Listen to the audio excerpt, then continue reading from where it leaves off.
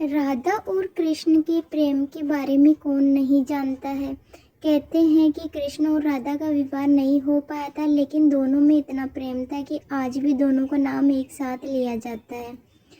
श्री कृष्ण का राधा के लिए प्रेम और राधा का श्री कृष्ण के लिए समर्पण देखते ही बनता था। शायद इसलिए अपने आप को सबसे बड़ा भक्त कहने वाले नारद मुनि को राधा से जलन होने लगी थी। ये बात श्री कृष्ण अच्छी तरीके से जानते थे। एक दिन राधा के बारे में बात करने के लिए नारद मुनि श्री कृष्ण के पास आए। ये बात श्री कृष्ण को पता चल गई थी। जैसे ही नारद मुनि वहां पहुंचे तो श्री कृष्ण उन्हें देखकर अपना सिर पकड़कर बैठ गए। नारद मुनि ने श्री कृष्ण से पूछा कि क्या हुआ प्रभु, आप ऐसे अपने सिर को पकड़कर क्यों बैठे हैं। श्री कृष्ण ने कहा, हे नारद मुनि, मेरा सिर दर्द कर रहा है।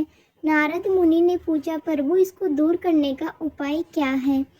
तब श्री कृष्ण ने कहा, अगर मैं अपने सबसे बड़े भक्त का चरणामृत पी लूँ तो इसे दूर किया जा सकता है।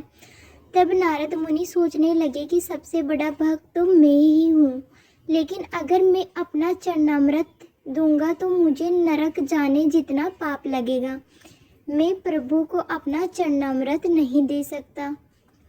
कुछ देर सोचने के बाद उनके मन में राधा का विचार आया और वे सोचने लगे कि लोग राधा को भी तो श्री कृष्ण का सबसे बड़ा भक्त मानते हैं, इसलिए क्यों न उनके पास जाकर पूछा जाए। ऐसा सोचकर वे राधा के पास गए और उन्हें सारी बात बता दी।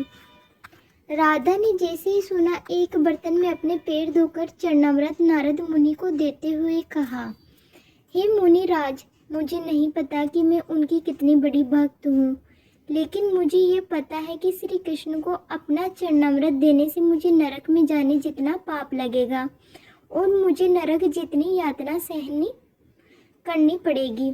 मुनिवर, वह सब मैं सहन कर सकती हूँ, लेकिन अपने स्वामी को पीड़ा में नहीं देख सकती। ये चरणामृत ले जाकर आप उन्हें दे दो। राधा की बात सुनकर नारद मुनि का सारा घमंड चूर चूर हो गया और उनको पता चल गया कि राधा ही सबसे बड़ी भक्त है और श्री कृष्ण ने ये लीला मुझे समझाने के लिए रची थी।